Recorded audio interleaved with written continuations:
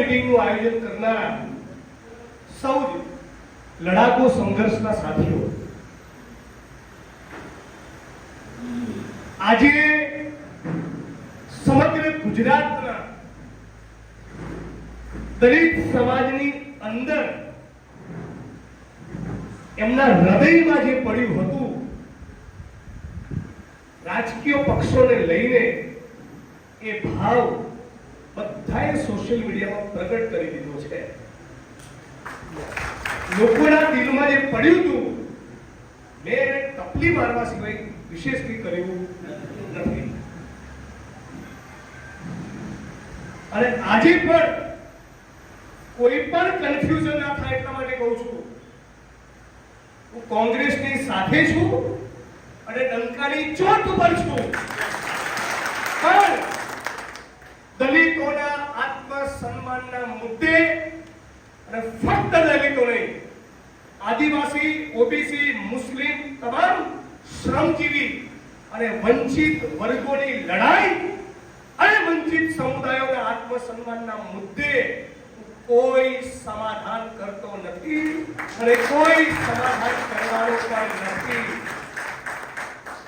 આ બાબતમાં બહુ જ સ્પષ્ટ છું. ડોક્ટર ભીમરાવ બાબા સાહેબ આંબેડકરે એક સમય પર કહેલું કે રાષ્ટ્રહિત અને મારું પોતાનું હિત પસંદ કરવાનું હોય તો રાષ્ટ્રહિત પસંદ કરીશ, પણ જ્યારે દલિતોના હિતની વાત આવશે ત્યારે દલિતોના હિતનું સર્વોચ્ચ સ્થાન આપીશ. એ જ પ્રમાણે અનેક વગર કરેલી ચોખવાટ ફરી વખત કરું છું. જ્યારે દલિતોના, વંચિતોના આત્મસન્માનની લડાઈની વાત આવશે તો આ લડાઈ પહેલા અને પછી રાજકીય પક્ષ, આ બાબતે મારા મનમાં કોઈ મૂંઝવણ નથી. સાથોસાથ કહેવા માંગુ છું કે આ મીટિંગ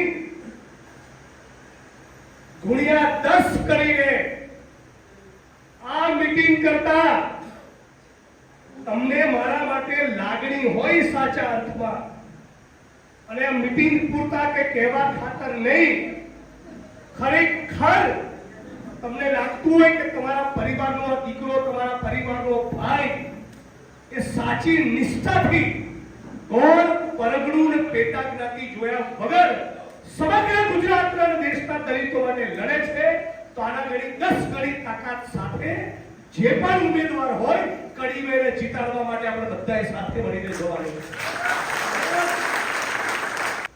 કે નિલેશ રાઠોડ નામના દલિત સમાજ યુવાન અને એના બીજા 3 સાથીદારોને બેરહેમીપૂર્વક માર્યા.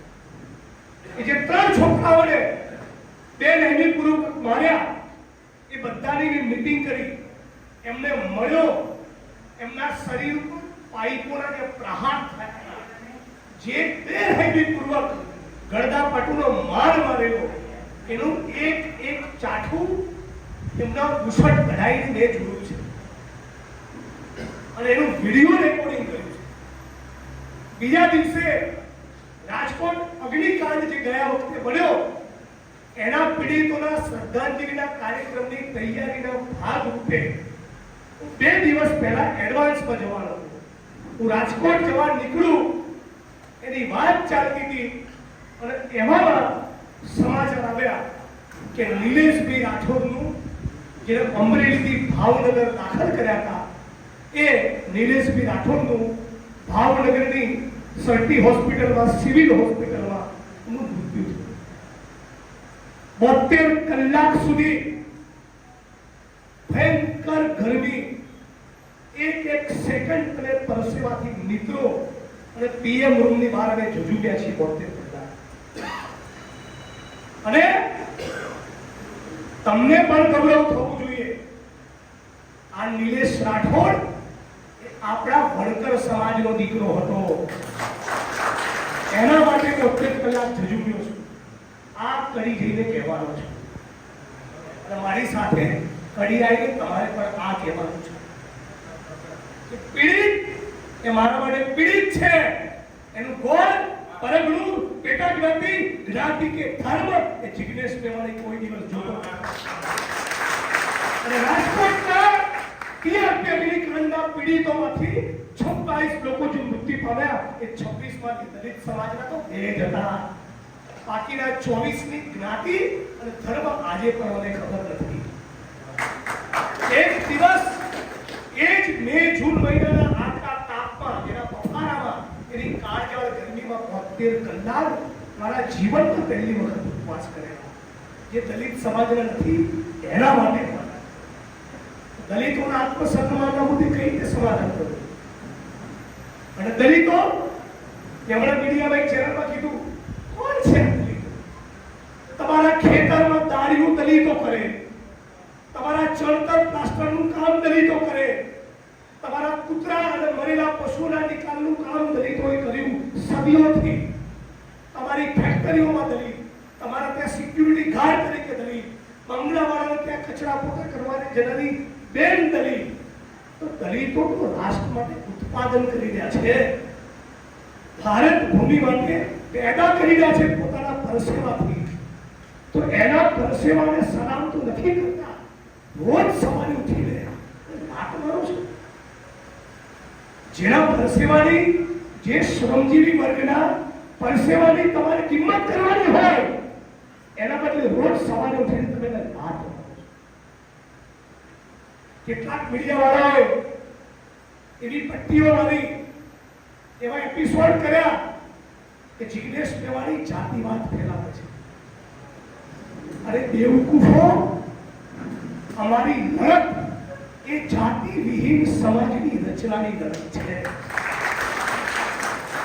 ऐसो चाहूं राज में जब मिले सभी को अन्न, छोटे बड़े सब संग से रविदास रहे प्रसन्न.